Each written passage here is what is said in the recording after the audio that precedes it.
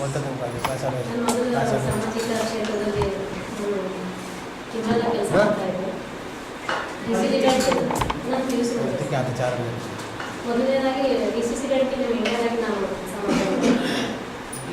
DCC bank object DCC ಮೊದಲು ನಾವು object ಇದ್ದೇವೆ.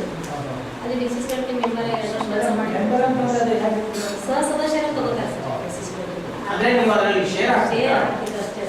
ಆದರೆ ಹೊರಗೆ ಬಂದಿದ್ದಿಲ್ಲ. ಮೊದಲು ಪ್ರವೇಶ ರಾಜಕೀಯದ್ದು ಅಥವಾ ಸಾಮಾಜಿಕ ಸೇವೆ ಮಾಡೋದು ಮೊದಲೇ ಪ್ರವೇಶ.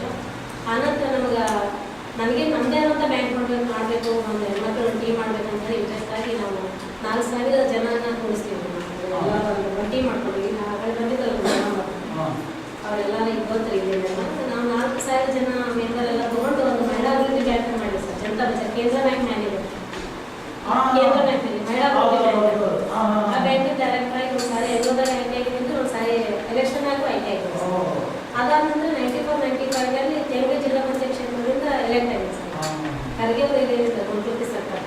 ಅಲ್ಲಿಂದ ಜಿಲ್ಲಾ ಪಂಚಾಯತ್ ಕ್ಷೇತ್ರಕ್ಕೆ 25